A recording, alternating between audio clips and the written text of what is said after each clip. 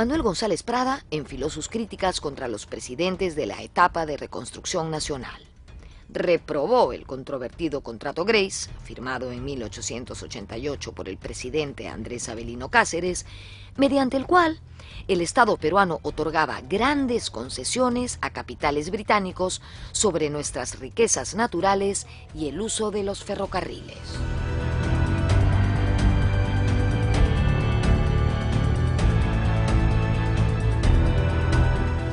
Entonces, González Prada, en esta época de la reconstrucción, va a dar el salto de ser un literato a entrar a la política. Y lo hace cuando el gobierno de Cáceres decide negociar y firmar y aprobar el Contrato Grace, ¿no? Pero digo, lo que quiero subrayar es que en el origen de González Prada, antes de este remesón que es la guerra, él ha podido, digamos, continuar su vida como un empresario y un poeta, ¿no? El político aparece después de la guerra, ¿no? Como producto del sacudimiento espiritual de la derrota.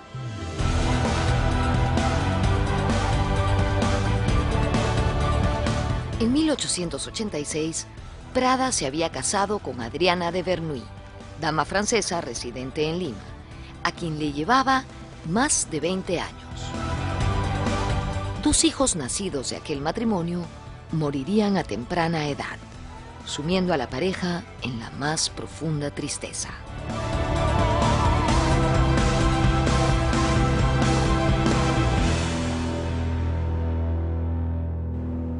González Prada es autor de frases lacerantes y directas.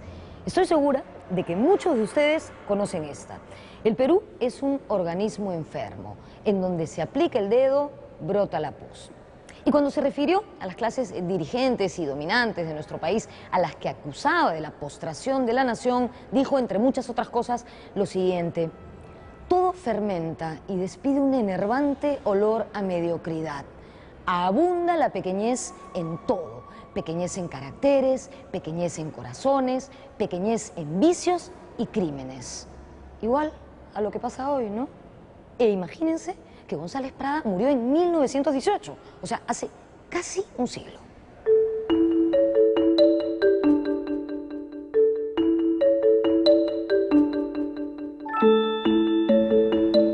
Sin duda, González Prada fue un afilado crítico de la realidad sociopolítica del Perú. Sin embargo, él nunca propuso soluciones a estos problemas, simplemente se encargó de denunciarlos claramente. José Carlos Mariátegui escribió así de Manuel González Prada. González Prada no interpretó este pueblo, no esclareció sus problemas, no legó un programa a la generación que debía venir después, mas representa, de toda suerte, un instante, el primer instante lúcido de la conciencia del Perú. Para Mariátegui, Prada fue más literato que político, más acusador que realizador. Si bien no es un doctrinal o no es un hombre que diseñó un estudio pormenorizado de la realidad peruana y de las alternativas que deben emplearse, sí dejó algunas huellas, algunas orientaciones esquemáticas que luego han seguido adelante en manos de pensadores más modernos como José Carlos Mariátegui, Aya de la Torre.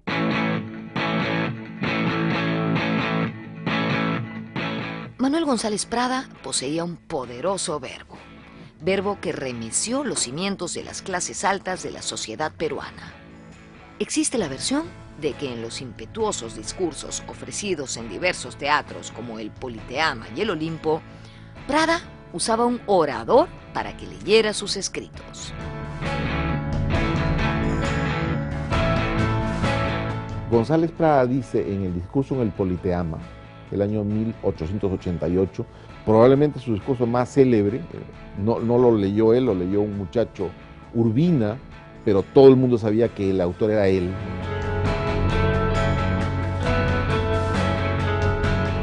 Y hay una leyenda, ¿no? Una leyenda es que él no podía hablar, que tenía voz muy pequeña, pero hay que ver si eso es cierto o no, porque otras veces sí decía los discursos. Lo que sí es que él leía el discurso, no era un orador así memorístico ni teatral, ¿no? Como dijimos, Prada fue extremadamente crítico, pero dos personas despertaron su admiración y hasta veneración: el almirante Miguel Grau Seminario y el político y clérigo Francisco de Paula González Vigil.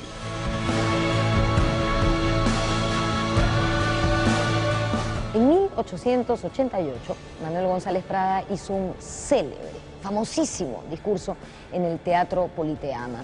En él criticaba a las clases dirigentes por nuestra derrota en la guerra con Chile. Este discurso tiene pasajes hermosísimos.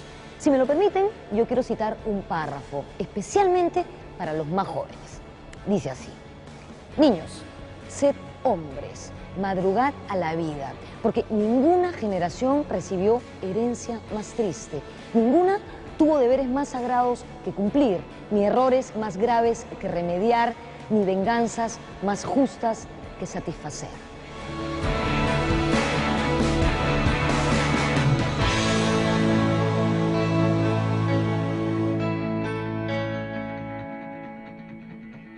Y añade: por estas falencias hemos sido derrotados en la guerra, por estas fracturas hemos sido derrotados en la guerra. Y empata y continúa diciendo: efectivamente son los jóvenes los que, usando la ciencia y usando el patriotismo, son los que regenerarán el Perú.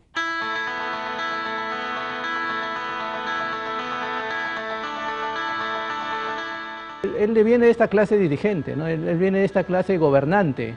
Recordemos que es un aristócrata, que su familia desde la colonia tenía altos cargos y por tanto pues es una persona muy rara para la propia clase dominante, porque alguien de ese mismo grupo termina cuestionándolos enormemente, ¿no? Creo que quizás por eso fue mucho más contundente y mucho más fuerte, y la estocada fue mucho más dolorosa, ¿no? Para quienes tenían pues la sartén por el mango.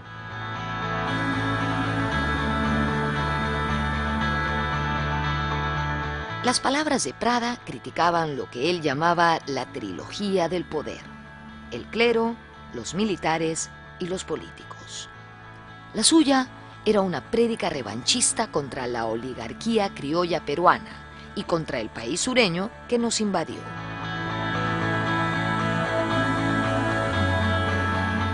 Pero yo pienso que el gran González Prada, el González Prada del Politeama, el González Prada indigenista, el González Prada que buscaba una regeneración democrática del Perú y que odiaba el clientelismo y las argollas de partidos pequeños, ese González Prada es el González Prada radical de tiempo del segundo militarismo.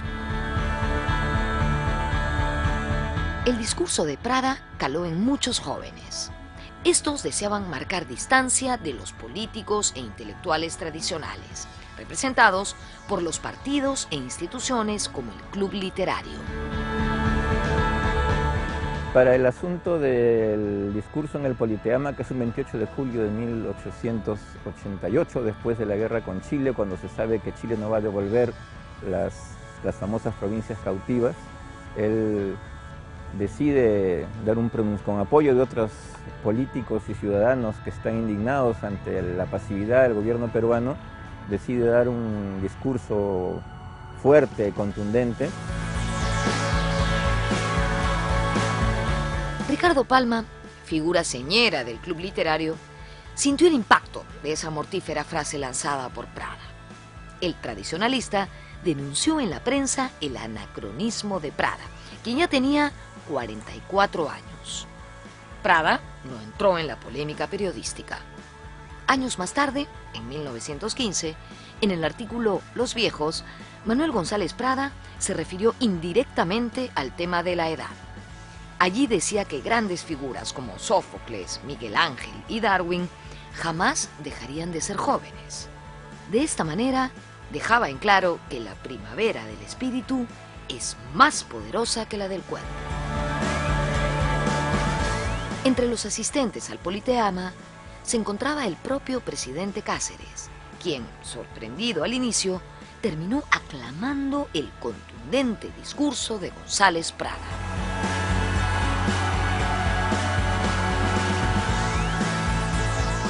En 1885, un grupo de jóvenes le propone a González Prada formar parte de un nuevo grupo literario llamado el Círculo Literario, que era una especie de contraparte del club literario.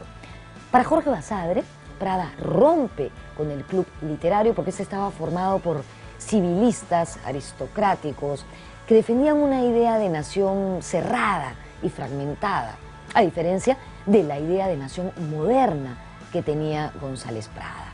Además, rompe con el club literario porque allí él no podía ocupar cargos importantes. De otro lado, el círculo literario pasó de la literatura a la política, principalmente debido a las condiciones desastrosas en las que se encontraba el país en ese momento. Recordemos que era la posguerra con Chile. El Círculo Literario editaba un periódico llamado La Luz Eléctrica. El nombre aludía a la modernidad y el progreso representado por el nuevo invento.